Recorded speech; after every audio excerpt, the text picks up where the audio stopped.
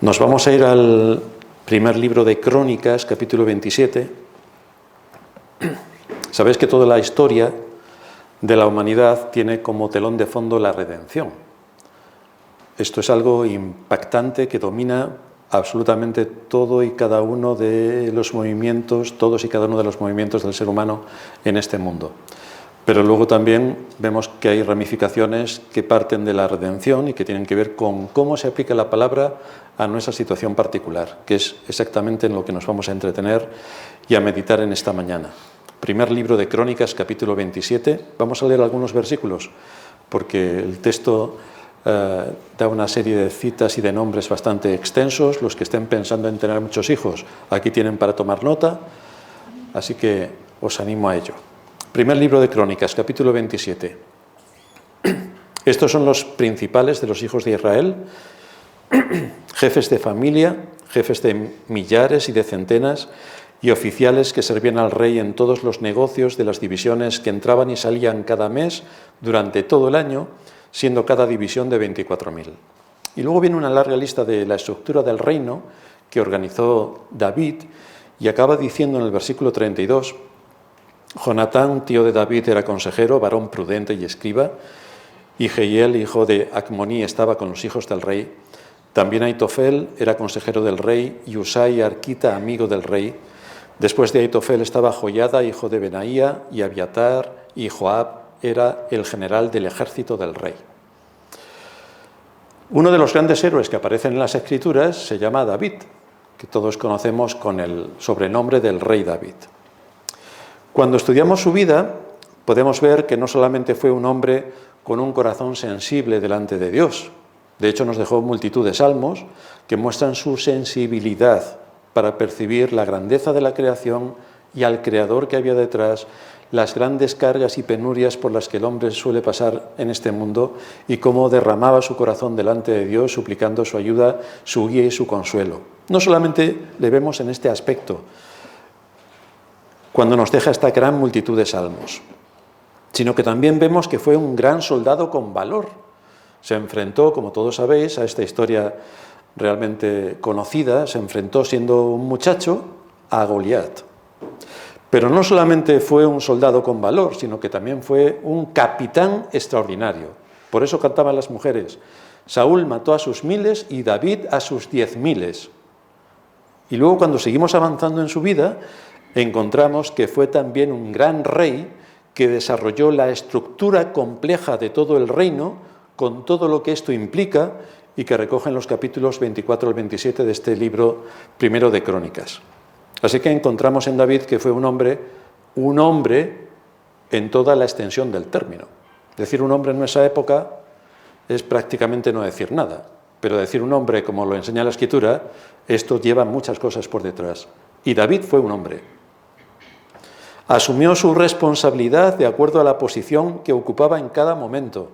Incluso cuando era un niño, estuvo atendiendo el rebaño de su padre. Tuvo iniciativa y lideró todo aquello que Dios puso en su mano. En contra de lo que ocurre en el entorno de la cristiandad, donde hay una dejación bastante notable en las responsabilidades y donde mucha gente se ampara en una supuesta fe milagrosa, donde se espera que Dios actúe y que Dios haga y que Dios mueva y que Dios haga todo, en David vemos que con los dones y capacidades que Dios le dio, él fue quien lo hizo. Así que hoy vamos a ver 4 aspectos que se derivan de nuestro texto, en el sentido de cómo David organizó y estructuró todo el Estado, el reino, todo lo que hizo para que se desarrollase en la función que le era competente. Hoy veremos 4 aspectos que se derivan del texto. En primer lugar, vamos a ver 2 procesos: lógica y estrategia. En segundo lugar, vamos a ver 2 virtudes: entendimiento y prudencia. En tercer lugar, vamos a ver 2 antecedentes: tardos para oír y falta de compromiso. Y en cuarto lugar, vamos a ver 2 males a evitar: espiritualismo e infantilismo. Así que vamos a ver, como decía, en primer lugar, lógica y estrategia. Desde luego, la cristiandad que nos envuelve en nuestros días es espiritualoide. Es decir, la forma en la que viven y toman decisiones no guardan ninguna relación con la lógica de la Escritura. Porque todo lo bíblico se queda en un plano fantasioso, se queda pululando por las nubes y parece que no hay una aplicación práctica de lo que enseña la Escritura con mi situación particular, cuando precisamente es de eso de lo que trata la Escritura. Martin Lloyd-Jones decía que debemos pensar con lógica bíblica, debemos pensar lógicamente en el mundo espiritual, lógicamente, con lógica. Por eso la Escritura nos dice en Proverbios 20:18, los pensamientos con el consejo se ordenan y con dirección sabia se hace la guerra.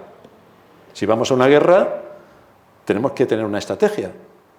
El enemigo no va a ir actuando según él se le vaya ocurriendo en cada momento, sino que tiene una estrategia, sabe cómo formar a su ejército, sabe cómo ponerlo alineado, sabe cuáles son las armas con las que cuenta para la batalla, sabe la dimensión de su ejército, sabe su alcance, por lo tanto actúa con estrategia. De hecho, en la creación, Dios le dio al hombre la inteligencia para que le guiara en todas sus actividades cotidianas, le dio la inteligencia.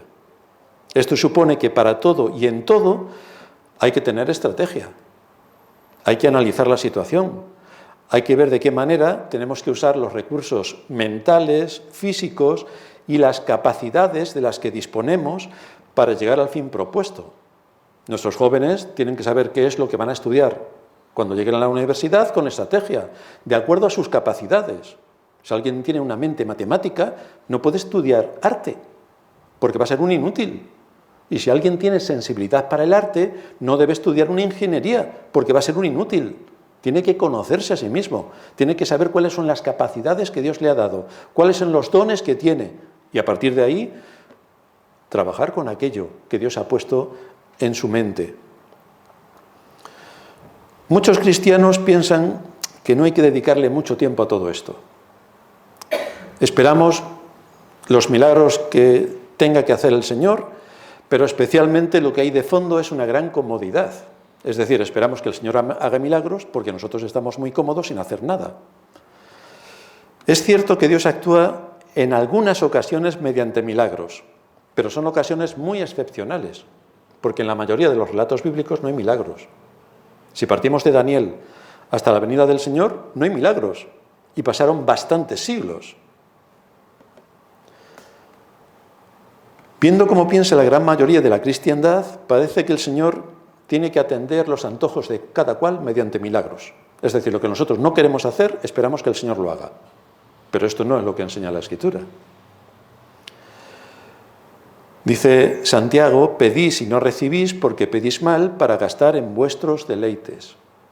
Y lamentablemente nos encontramos muchas veces a muchos hermanos que sacan la lista de la compra y parece que en vez de rogarle a Dios y suplicar en oración algunas cosas que estén de acuerdo a su voluntad, creen que están hablando con Aladino y el mago y puede pedirle 3 deseos. Pero ¿cómo podemos ser herramientas útiles para la extensión del reino de Cristo si no oramos por esto mismo?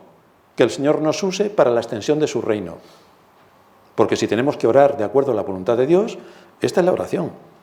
Tenemos que orar para identificar la mentira y sacar a la luz la verdad en un mundo donde todo es mentira, todo es mentira. Estamos en el reino de Satanás y muchas veces a los cristianos se le olvida. Piensan que están en el parque de atracciones. Pero estamos en el reino de Satanás.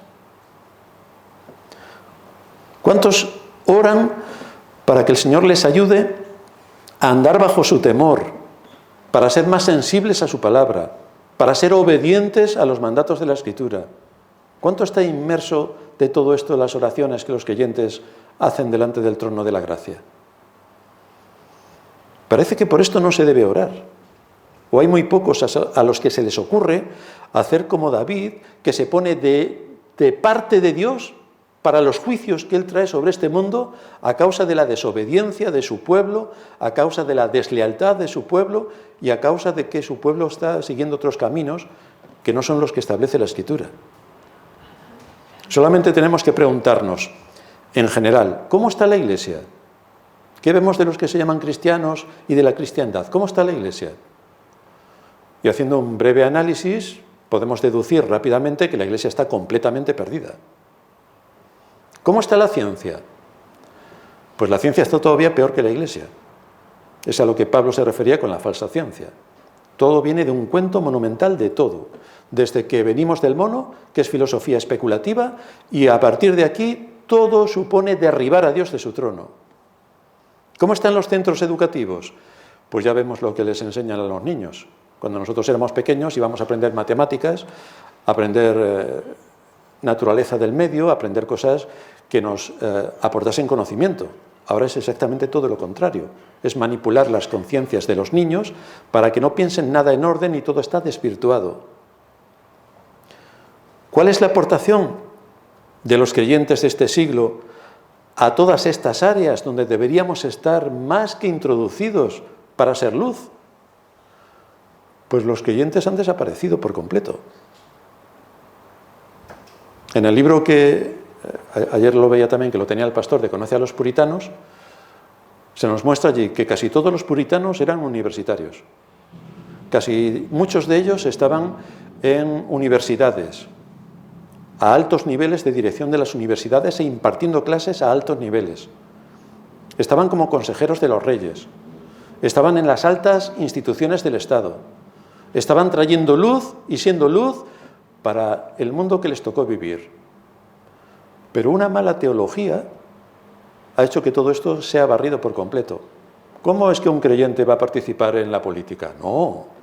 ¿Cómo es que un creyente va a participar en la ciencia? No. ¿Cómo es que un creyente va a ser un rector de una universidad? No, porque nuestro reino no es de este mundo. Parecemos testigos de Jehová.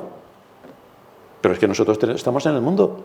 Y si tenemos que ser luz y sal, no lo vamos a ser si no estamos integrados en el mundo. Porque es ahí donde vamos a ser luz y donde vamos a ser sal. Esta mala teología ha hecho que los creyentes se alejen de todos esos ámbitos y que todo eso sea cubierto por los hijos de Satanás, que es en manos de quienes estamos. En nuestros días, desde luego, estamos cosechando el terrible fruto de estos enemigos de Dios al ver solamente lo que le están enseñando a nuestros hijos, que es la perversión absoluta de la verdad. Lo que leemos en las historias bíblicas es que cuando el pueblo de Dios dejó a su Dios, Dios dejó a su pueblo.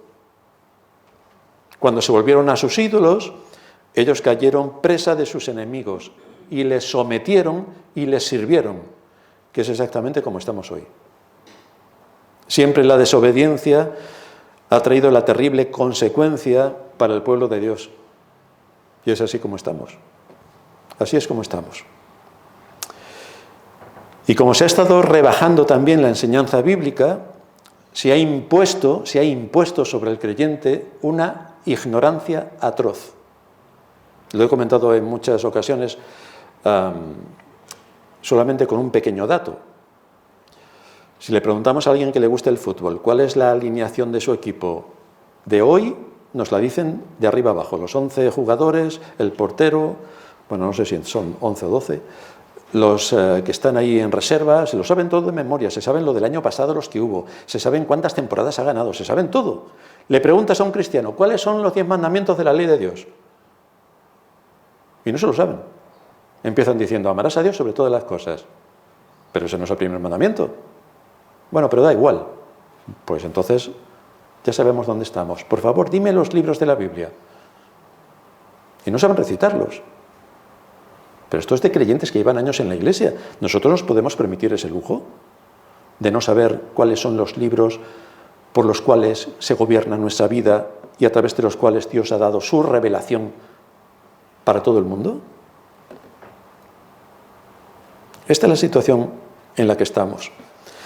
De manera que lejos de orar ante el trono de la gracia para someter nuestra voluntad a la de Dios, debido a la ignorancia que en general hay en la cristiandad, se ora para que Dios haga nuestra voluntad. Y si Dios no hace nuestra voluntad, entonces nos enfadamos. Como si Dios nos tuviera que dar a nosotros explicaciones y ceder a nuestros chantajes. Este es el terrible pecado de tentar al Señor.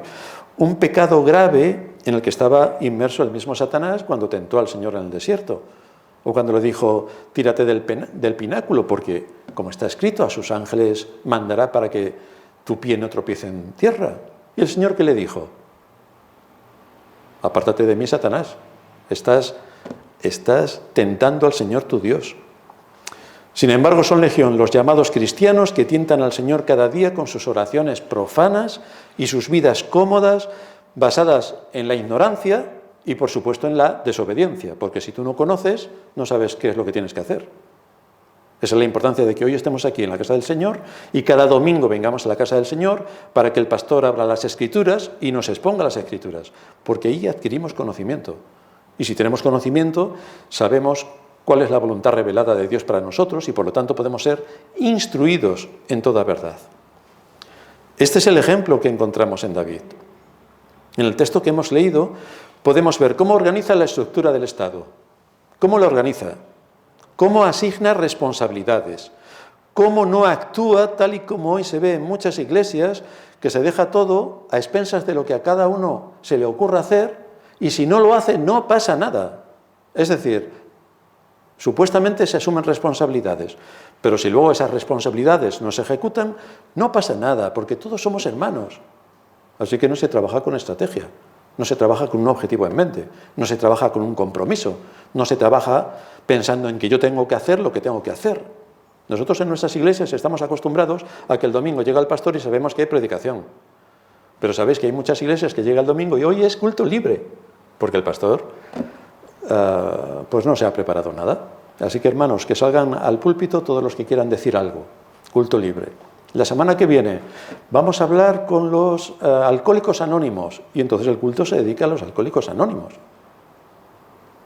Pero, queridos hermanos, esto es el domingo. Esta es la casa del Señor. Somos creyentes. Venimos a empaparnos de su palabra. Queremos adquirir conocimiento, queremos saber cómo tenemos que vivir y cómo tenemos que aplicar la Escritura en nuestra vida. Si tienes, por tanto, una responsabilidad, sea en el ámbito que sea, debes cumplirla con todos los recursos que el Señor te ha dado para hacerlo. El que alguien forme parte de una iglesia no es un eximente, y no sea pastor, no es un eximente para no aportar su tiempo, sus recursos, sus capacidades, para ver cómo desde la iglesia podemos extender el reino de Cristo en la ciudad en la que vivimos. ¿Qué es lo que tenemos que hacer desde la iglesia para dar a conocer el Evangelio? ¿Cómo vamos a trabajar? Porque el único que trabaja no es el pastor. Todos somos iglesia y todos tenemos que apoyar al pastor, al ministerio de la iglesia y a nuestra iglesia para que cumpla la función que tiene establecida en este mundo. Y de hecho tenemos un ejemplo en Cristo. Él vino para cumplir una misión. ¿Cumplió la misión? ¿Cumplió la misión? Exactamente es lo que hizo. Vino para entregar su vida y salvarnos de la condenación eterna. Y por supuesto que cumplió con la misión a la que vino.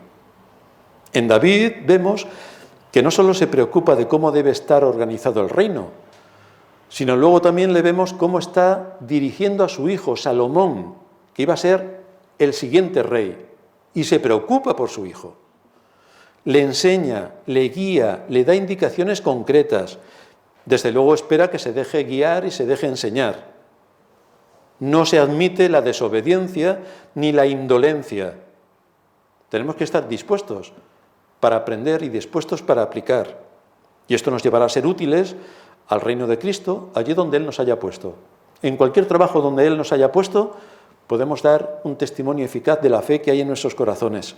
Por eso David le dice a su hijo Salomón en primer libro de Crónicas 22:12, Jehová te dé entendimiento y prudencia para que cuando gobiernes a Israel guardes la ley de Jehová tu Dios. Así que el entendimiento y la prudencia tienen que ver con guardar la ley. Ahí está la conexión. Como es Dios quien te ha dado la capacidad para razonar y fuerzas para trabajar, es en base a su ley en lo que debes ir poniendo cada cosa en su lugar cuando te pongas a cumplir con tu papel, con tu responsabilidad. La ley es tu guía. Fijaos cómo en Isaías, vamos a leer un pequeño texto en Isaías 28-23, se nos habla precisamente de una estructura lógica para desarrollar un trabajo. Muchos de los trabajos esperan que Dios le ilumine luego cuando lo estén haciendo o a ver qué sale de lo que sale. Esto está completamente alejado de la Escritura. Isaías 28-23. Estad atentos y oíd mi voz. Atended y oíd mi dicho. El que ara para sembrar, ¿arará todo el día? ¿Romperá y quebrará los terrones de la tierra? Cuando ha igualado su superficie, ¿no derrama el eneldo, siembra el comino, pone el trigo en hileras y la cebada en el lugar señalado y la arena en su borde apropiado? Porque su Dios le instruye y le enseña lo recto, que el eneldo no se trilla con trillo, ni sobre el comino se pasa rueda de carreta, sino que con un palo se sacude el eneldo y el comino con una vara. El grano se trilla, pero no lo trillará para siempre, ni lo comprime con la rueda de su carreta, ni lo quebranta con los dientes de su trillo. También esto salió de Jehová de los ejércitos para hacer maravilloso el consejo y engrandecer la sabiduría. ¿Veis cómo hay técnica? Hay técnica. Las cosas se hacen de una determinada manera, que Dios en su soberanía ha dado capacidades a los hombres para que puedan entender cuál es el proceso lógico y razonable para hacer las cosas. Y aquí nos lo muestra. El asunto, por tanto, es que tienes que actuar con lógica y estrategia. Con lógica y estrategia, usando el sentido común. Y, por supuesto, todo el conocimiento que la palabra de Dios, que es la fuente, nos aporta. Es así como actuó David para organizar el reino. Así actuó. No solo tomó para él toda esta secuencia de trabajo lógica, sino que para que luego Salomón fuera un rey próspero, le enseñó y oró a Dios para que le diera entendimiento y prudencia, pero bajo la ley de Dios. Primer libro de Crónicas, 22:13. Entonces serás prosperado si cuidares de poner por obra los estatutos y decretos que Jehová mandó a Moisés para Israel. Esfuérzate, pues, y cobra ánimo. No temas ni desmayes. Esto nos suena a Josué, pero fijaos que también se lo dice David a Salomón. Cobra ánimo, no te desalientes. Casi nadie es creyente y somos pocos. No te desalientes. No te desalientes. Cobra ánimo. Pero para llevar a cabo todo este proyecto había mucho que hacer. Y en el libro primero de Crónicas, capítulo 23, versículo 27, se nos dice que conforme a las postreras palabras de David, se hizo la cuenta de los hijos de Leví, de 20 años para arriba. Es decir, sigue estructurando el reino, con lógica, con inteligencia. Y estaban bajo las órdenes de los hijos de Aarón para ministrar en la casa de Jehová, en los atrios, en las cámaras y en la purificación de toda cosa santificada, y en las demás obras del ministerio de la casa de Dios. Y luego en el versículo 3 del capítulo 24 se nos dice: y David con Sadoc de los hijos de Eleazar y Ahimelech de los hijos de Amar los repartió por sus turnos en el ministerio. Y resulta que en la lectura que estaba haciendo el pastor en la introducción, es aquí donde estaba incluido Zacarías, el padre de Juan, el que se hace mención en este primer capítulo de Lucas, que es a quien le tocaba por turno ministrar el templo.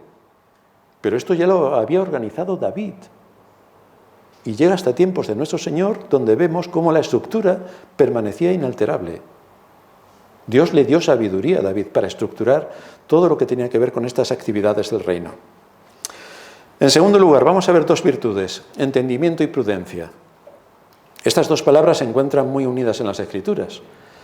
El entendimiento es comprender las verdades que Dios revela en su palabra, y es a través de esta palabra, tanto leída como predicada, que conocemos todo lo que implica nuestra relación con Dios y con nuestro prójimo, que es a lo que se refieren los 10 mandamientos. El resumen de los 10 mandamientos tiene que ver con amarás a Dios sobre todas las cosas y tienen que ver con amarás a tu prójimo como a ti mismo. Ese es el resumen. Pero eso no son los 10 mandamientos, son dos, el resumen. Uno que tiene que ver con Dios, otro que tiene que ver con nuestro prójimo. A través de la creación vemos qué recursos han sido puestos a nuestra disposición. Al dotarnos el Señor de inteligencia, debemos saber cómo usar esa inteligencia y cómo obtener el provecho de todo lo que Dios ha creado para nuestra vida. Este es el mandato de dominio que Dios le dio al hombre cuando le creó y que debe ser usado para nuestro bien. Todos los recursos de la tierra están puestos a nuestra disposición. Tenemos que trabajar, tenemos que pensar, tenemos que investigar, tenemos que descubrir hasta llegar a obtener lo que necesitamos para nuestra vida. Pero esto requiere entendimiento, requiere usar la inteligencia, requiere invertir tiempo de formación, requiere aprender, requiere discernimiento y requiere prudencia. Si Si todo esto lo tenemos que hacer con el mundo que nos rodea, con la creación, ¿qué tenemos que hacer con las Escrituras? ¿Pasarlas rápidamente? ¿Aprendernos versículos de memoria y dejarlos por ahí pululando? ¿Sacarlos cuando nos conviene para decir exactamente lo que nos interesa? Porque para estudiar las Escrituras se necesita también un rigor profundo y entresacar de aquí todo lo que constituye el tesoro de lo que Dios nos ha dejado. David le estaba pidiendo a Dios que le conceda a su hijo sabiduría y prudencia para gobernar el reino que le dejaba en sus manos. Y lo hacía bajo la estructura que David mismo había organizado para este reino.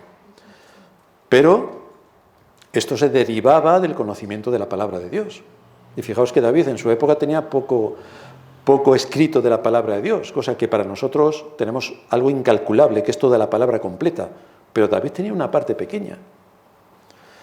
Pablo nos dice en Efesios 1:17, para que el Dios de nuestro Señor Jesucristo, el Padre de gloria, os dé espíritu de sabiduría y de revelación en el conocimiento de Él, alumbrando los ojos de vuestro entendimiento.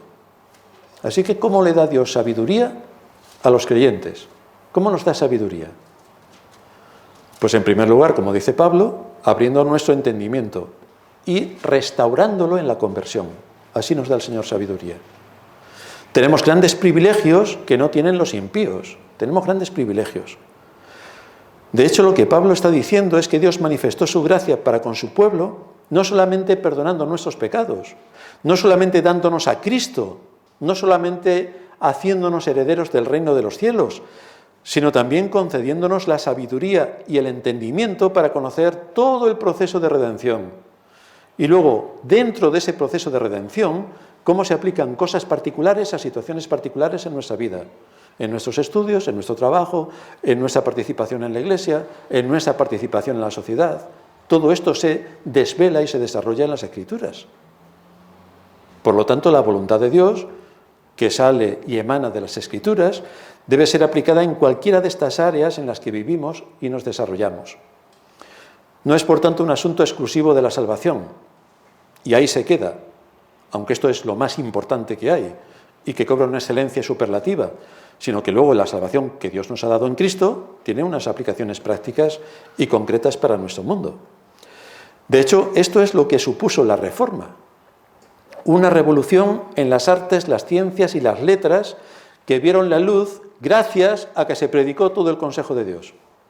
Gracias a eso resurgió la ciencia, resurgió el arte, resurgió las letras. Y lo que Pablo nos enseña en este texto que acabamos de leer es que la sabiduría y el entendimiento son necesarios para conocer la voluntad de Dios, que es la base principal en la que nos basamos para ver cómo se aplica esa voluntad de Dios a las distintas áreas donde nos desarrollamos. Los niños en el colegio, los más mayorcitos en la universidad, los padres en cómo gobernar su casa, las madres cómo enseñar a sus hijos a andar en el temor de Dios, los esposos, cuál debe ser su relación, en la Iglesia, cuál es la relación de los miembros entre sí y de los miembros con su pastor, y el pastor, cuál es su relación con la membresía de la Iglesia, en la clase política, cómo debemos ser gobernados y qué debemos esperar de los gobiernos, qué debemos esperar.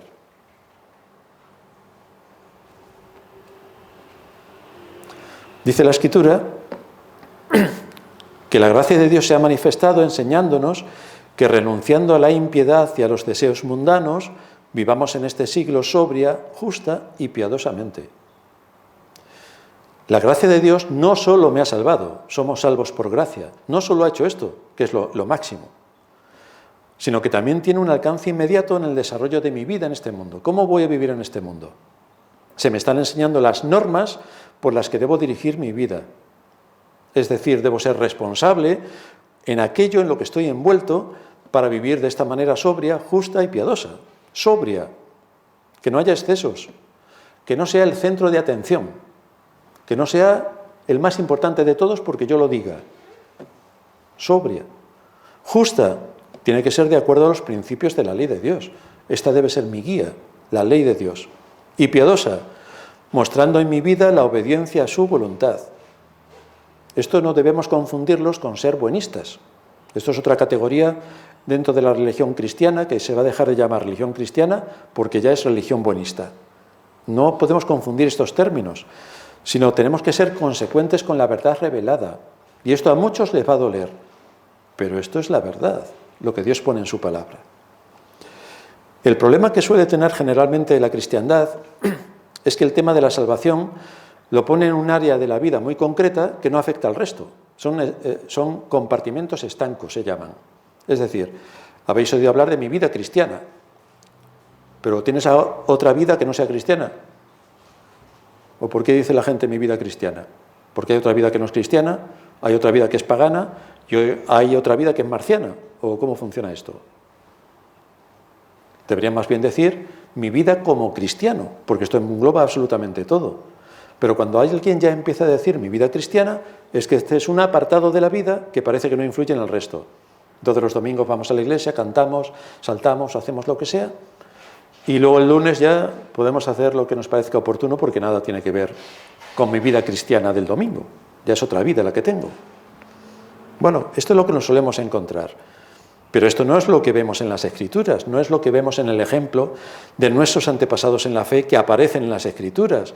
No es lo que encontramos en David, no es lo que encontramos en la vida del Señor, no es lo que encontramos en los héroes de la fe, no es lo que encontramos.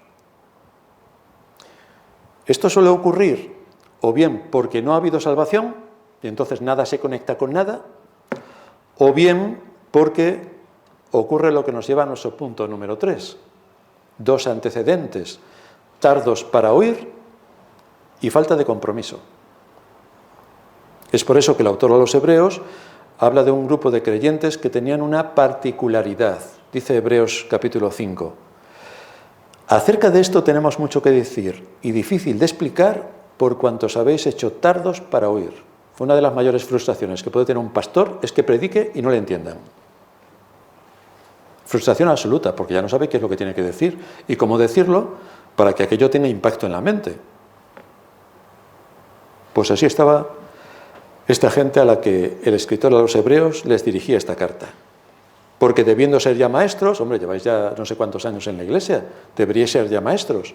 Después de tanto tiempo, tenéis necesidad de que se os vuelva a enseñar cuáles son los primeros rudimentos de la palabra de Dios, y habéis llegado a ser tales que tenéis necesidad de leche y no de alimento sólido. Y todo aquel que participa de la leche es inexperto en la palabra de justicia porque es niño. Pero el alimento sólido es para los que han alcanzado madurez, para los que por el uso tienen los sentidos ejercitados en el discernimiento del bien y del mal. Tardos para oír. Queridos hermanos, el pastor aquí cada domingo abre las Escrituras. En las iglesias sanas, que son lamentablemente pocas, los pastores hablan cada domingo las Escrituras, exponen al pueblo de Dios a las Escrituras, llaman a la conciencia y al corazón. Pero lo que encontramos aquí en estos hebreos es que la palabra no afectaba a las áreas en las que se desarrollaban sus actividades, no afectaba. No había sincronización entre el mensaje expuesto y lo que recibían a través de sus oídos, para aplicarlo a la vida. No había sincronización. Una cosa es lo que recibían desde el púlpito y otra cosa es lo que entendían que debían de hacer. Es decir, que no debían hacer nada. Porque ¿dónde debo aplicar el discernimiento del bien y del mal? Pues es evidente que en mis actividades diarias, en mi trabajo, en las relaciones con mis semejantes, sea cual sea el ámbito en el que estoy. ¿Qué impacto tiene la enseñanza de la Escritura en mis actividades laborales? Porque esta sabiduría y entendimiento no consiste en tener una capacidad de ser astutos y engañar al prójimo. Eso lo hacen los políticos continuamente. Pero esto no es lo que nos enseña la Escritura. No es para aumentar nuestras riquezas a través de la injusticia y el fraude, no. Es más bien el conocimiento que me lleva a actuar con sabiduría y con prudencia en los ámbitos donde me muevo, cumpliendo con mi responsabilidad, haciendo lo que lícitamente se espera de mí. Tú como padre, ¿qué se espera de ti? O tú como esposa, ¿qué se espera de ti? En mi trabajo, ¿qué se espera de mí? Por lo tanto, ahí tengo un baremo importante para saber cuál es la función que yo debo desempeñar.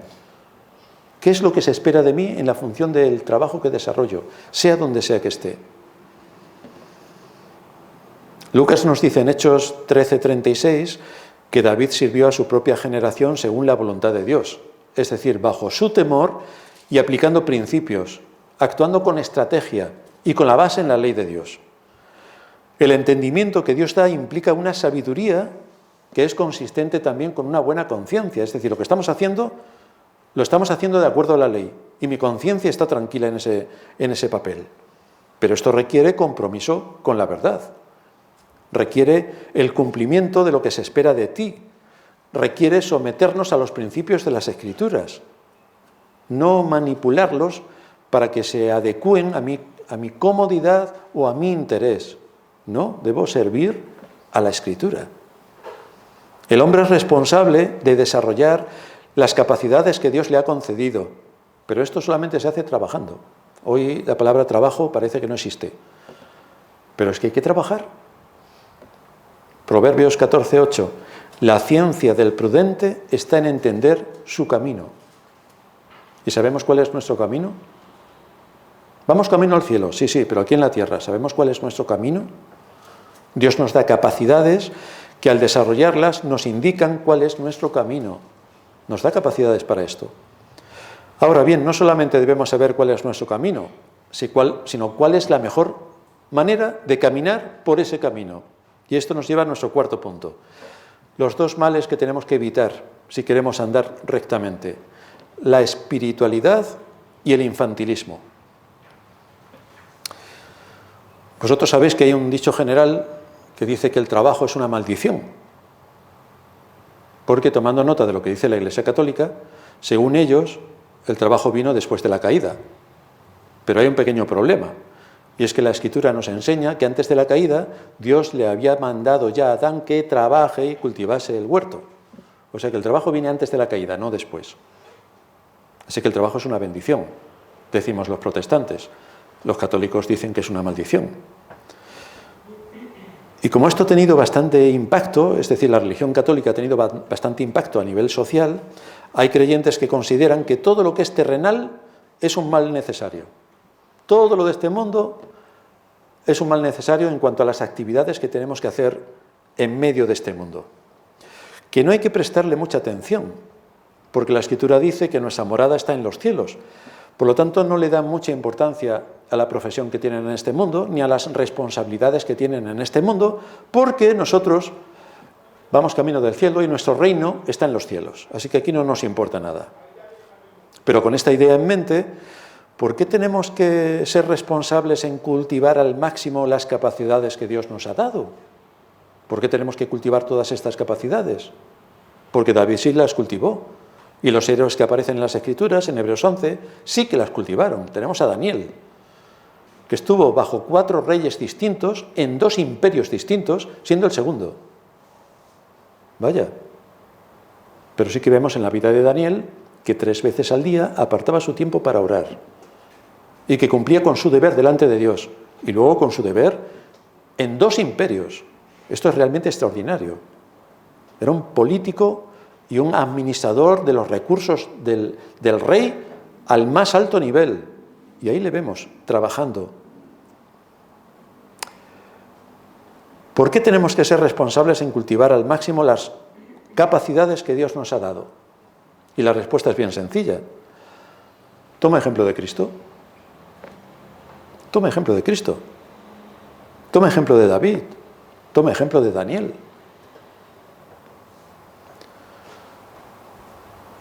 Como David pensaba que era salvo, no combatió a sus enemigos, no combatió a los enemigos del reino y dijo, bueno, mi reino tampoco es de este mundo, así que nos invadan los enemigos, que no pasa nada. Porque nosotros en la Iglesia tenemos muchos enemigos. Ahí fuera todos son nuestros enemigos. ¿Cómo vamos a combatir a nuestros enemigos? ¿Cuáles son los recursos con los que contamos para combatirles? ¿Cuáles son los recursos contra la ideología de género? ¿Estamos empapándonos a fondo para defendernos de estos enemigos letales que lo único que persiguen es enviar a la gente al infierno? Por eso dice el Salmo 32:9, no seáis como el caballo o como el mulo sin entendimiento, porque nos hace falta entendimiento para combatir al enemigo. Nos hace falta estrategia, nos hace falta recursos. Pero fijaos que esta generación, aparte de que ya los creyentes son espiritualoides y todo se queda volando en el espacio sideral, también esta generación está siendo educada para no pensar, para no pensar. De manera que cuando el pastor viene con un texto y profundiza en las Escrituras, que es lógico, pues a muchos aquello no les parece bien, porque está mucho mejor que vengan los niños con las guitarritas, que hagamos aquí bailes psicodélicos y que toquemos el trombón, la trompeta y todo tipo de instrumentos y así nos divirtamos. Pero estos eran unos infantiles extraordinarios. Esta generación está siendo educada para no pensar. Fijaos que desde pequeños a los niños se le dan los dispositivos móviles donde ya se les crea una adicción. Ya no pueden estar sin dispositivos móviles. Cuando nosotros éramos pequeños y nuestros padres nos decían que estuviéramos quietos y no nos estábamos quietos, mi madre ponía el nudillo así, me pegaba así en la cabeza y esto me arreglaba las ideas. Me estaba quieto el resto del culto. Pero ahora no. Ahora se le da el telefonito al niño, si va al restaurante, si va a no sé dónde, si está en casa, y el niño, como un zombi, ya despreocúpate del niño, te has quedado sin niño. Y claro, con este arma satánica en las manos de los padres, pues el niño crea una adicción que le va a durar toda la vida.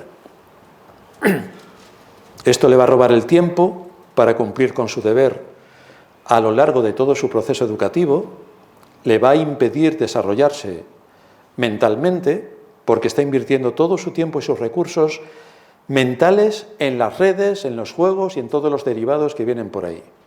Aparte de llenar su mente de basura y anular su proceso de pensamiento lógico. El mal uso de las nuevas tecnologías bloquean el proceso de pensamiento, lo bloquean por completo. Y es una fábrica de hacer inútiles. Pero es que esto es lo que se persigue. Tener a la sociedad aborregada, que no piense y que sea cual sea el cuento que nos cuenten, la sociedad dirá, sí, buena, sí, buena. No sé si lo decían así en África, pero más o menos es así. La comodidad y la adicción anulan el proceso de pensamiento.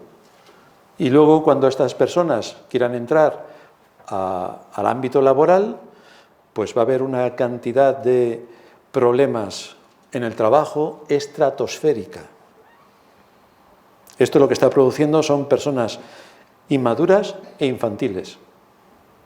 Y solamente tenemos que ver los programas de televisión que hacen por la noche, que supuestamente ya los niños están en la cama y es para adultos, donde los programas son tan infantiles que parecen hechos para niños de 4 años, pero te ves allí a personas de 50 viendo ese tipo de programas. Pero es que están trabajando arduamente para infantilizar a la población. Pero si nos vamos a una iglesia, de las muchas que habitan en nuestro ámbito, veremos que también, habéis visto cómo la música, que los himnos que estábamos cantando, tienen un alto contenido teológico, en la mayoría de las iglesias son coritos para los niños, que está bien que en la escuela dominical los niños tengan sus coritos. Pero yo creo que tengo más de 4 años. Por lo tanto, necesito alimentar mi mente para entonar alabanzas a Dios con un alto contenido teológico donde reconozcamos su grandeza, su poder, lo que implica la redención y cómo estamos todos unidos aquí para cantar alabanzas a su nombre. Necesitamos himnos, no coritos que se repiten 1000 veces con una sola línea y todos saltando. Ese es un proceso de infantilización y así estamos. La sociedad lo ha desarrollado en ámbitos superlativos y la Iglesia, por supuesto, todo esto lo ha abrazado. Yo diría que antes de que la sociedad empezase a hacernos infantiles, la Iglesia ya nos había enseñado a ser infantiles. Así que creo que la sociedad ha tomado nota de la Iglesia y no de la luz que desprende la Iglesia, sino de la oscuridad que la Iglesia aporta.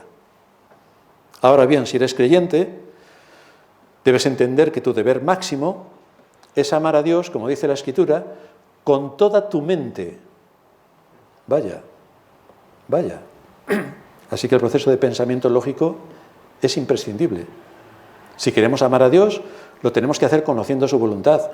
Y no podemos conocer su voluntad si no es a través de un proceso de pensamiento lógico. Así es como conocemos su voluntad. Dios te ha dado la capacidad, pero es tu responsabilidad desarrollarla. Y un ejemplo lo vemos en Timoteo.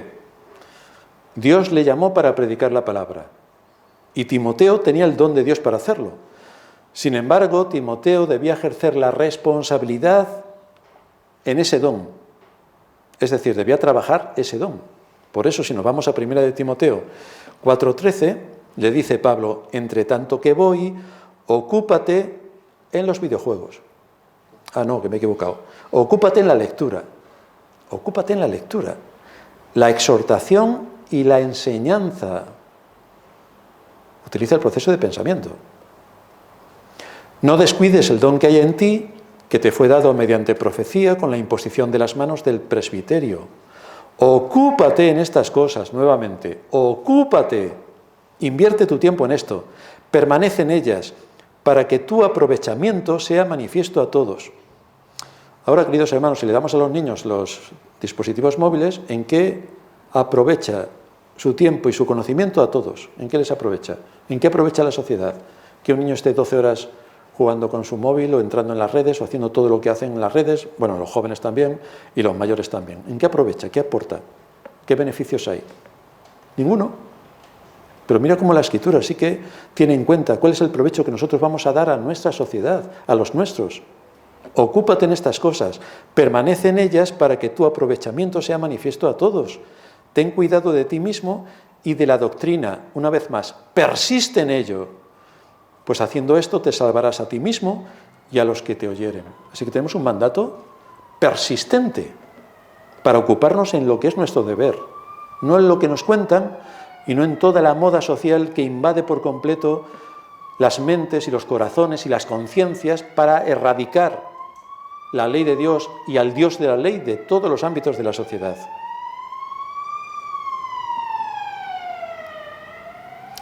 Dios repartió dones a todos los hombres, así que con toda seguridad cada uno de nosotros tiene un don, porque esto es lo que enseña la palabra. Todos nosotros tenemos un don. Entonces, dice Pablo, ocúpate en tu don, ocúpate, invierte tiempo, invierte tiempo.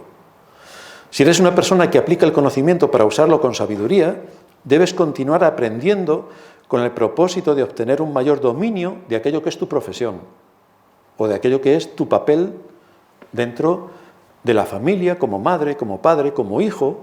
Debes profundizar en todo lo que eso supone.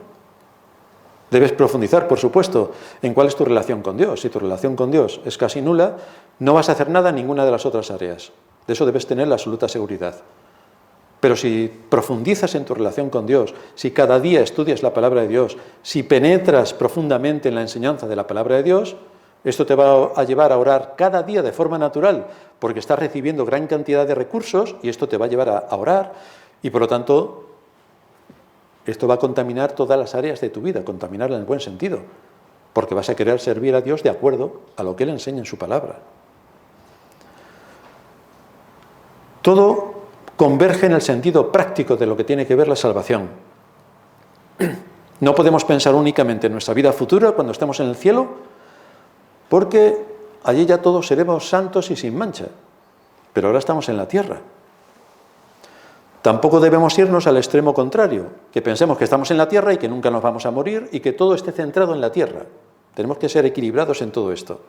Por eso tenemos ejemplos de hombres en las Escrituras y al observarlos vemos sus cualidades, como en David. David fue, como decía al principio, un extraordinario salmista, consuelo para muchas generaciones de todo lo que él escribió en sus salmos. David fue un valeroso soldado que defendió a su reino.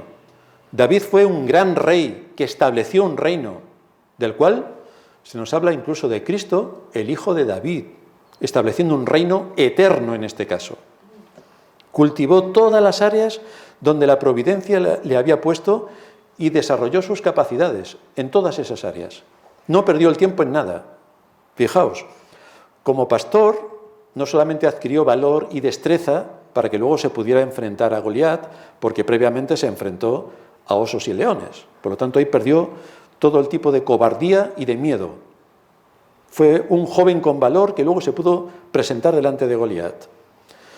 Pero no solamente adquirió el valor y la destreza para defender a su rebaño, sino que también aprendió a manejar el arpa. O sea, no estuvo perdiendo el tiempo. ¿Sabéis? Los pastores pueden perder mucho el tiempo porque solamente tienen que estar esperando a ver si las ovejas comen. Tienen a sus perros lazarillos, o no sé cómo se llaman, perros pastores, que están cuidando también del rebaño. Pero mucho tiempo lo pasan sin hacer nada. Pero este no fue el caso de David. David aprendió a tocar el arpa con maestría. De hecho, cuando Saúl tenía sus problemas mentales importantes, porque el Espíritu de Dios se apartó de él, llamaron a David, quien tenía tenía buen ejemplo delante de todos aquellos hombres que vivían lejos además, y lo introdujeron directamente en la corte para tocar el arpa delante de David. Y esto lo que le produjo fue que se introdujera en los ámbitos de la corte. Y esto le llevó luego a luchar contra Goliat. Y esto le llevó luego a ser un soldado valeroso. Le llevó luego a ser un capitán. Y le llevó luego a ser el rey. De forma natural. Solo porque aprendió el arpa y a defender a su rebaño de los osos y leones. Pero hubo más. Nos narra el libro primero de Crónicas, capítulo 23, versículo 5. Además, 4.000 porteros y 4.000 para alabar a Jehová, dijo David, que es lo que él estableció, con los instrumentos que él había hecho para tributar alabanzas. Así que tenemos no solamente al salmista que escribió los salmos, no solamente que tenía destreza con el arpa, sino que inventó numerosos instrumentos musicales para alabar a Dios. Y esto se introdujo también en los cultos públicos. Por lo tanto, vemos que David no permaneció ocioso en ningún momento de su vida. Nadie le dijo que inventara instrumentos musicales, pero él detectó que era hábil y trabajó duramente para contribuir en la adoración que durante siglos tendrían los creyentes y para contribuir en la estructura del reino que durante siglos permaneció en Israel. De manera que una persona sabia analiza y toma una decisión para invertir el tiempo y los recursos en aquello que sea más productivo, que sea de ayuda, que apoye. Desde luego no es un espiritualoide que está vagando por el espacio sideral, ni un infantil que no sabe hacer nada, sino que está ocupado en algo que sea de provecho para él y para los demás. ¿A qué conclusión nos lleva todo esto? Una pregunta que todos nosotros nos debemos hacer. ¿Las capacidades que Dios te ha dado son de beneficio para tu generación o no? ¿Las capacidades que Dios te ha dado son de beneficio para tu generación? Y cuando mueras se podrá decir de ti, como se dijo de David, ¿sirvió a su propia generación según la voluntad de Dios? Para que se diga esto no tenemos que ser reyes. Tenemos que ser padres, madres, hijos, miembros de una iglesia, pastores. Por supuesto que desde la iglesia estamos impartiendo la enseñanza para edificar el alma de los creyentes. Poner claros los objetivos bíblicos en la conciencia de cada uno de nosotros. Ser edificados de acuerdo a la voluntad de Dios. Pero luego cada uno es el que tiene que tomar la determinación de ser consecuente con la enseñanza. Por supuesto que si no la entiende, el pastor estará encantado de profundizar y de abrir el camino para que se pueda entender y saber cómo se aplica esa enseñanza a mi situación particular.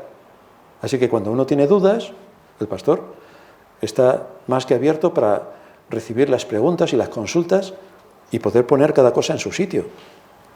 Y tenemos que recordar cómo Cristo no solamente nos ha salvado, sino cómo espera que también seamos consecuentes con esa salvación, ejerciendo nuestras capacidades allí donde nos ha puesto, como padre, como madre, como hijo, como miembro, como pastor, como ciudadano de este país, sea donde sea, en el lugar donde Dios nos haya puesto. ¿En qué estamos contribuyendo? ¿Cómo estamos siendo luz? ¿Cómo estamos aportando la sal para que la putrefacción de este mundo sea contenida? ¿En qué se puede contar con nosotros? ¿Cómo podemos enumerar que allí donde estamos servimos a Dios, como David sirvió a su generación? Vamos a terminar en oración. Padre nuestro que estás en los cielos, te damos gracias por darnos en tu palabra los recursos que necesitamos para saber cómo debemos andar y cómo debemos vivir, sobre todo al habernos dado la fe, la salvación en Cristo y todo lo que se desprende de tu palabra en cuanto a aplicaciones prácticas para nuestro día a día. Así que te suplicamos que nos ayudes a tener entendimiento, que nos des sabiduría para aplicar la enseñanza que recibimos cada día del Señor desde el púlpito y cómo esto debe trasladarse a aplicaciones prácticas en nuestra vida cotidiana. Te rogamos que nos ayudes en todo esto. En Cristo Jesús te lo suplicamos. Amén. Amén.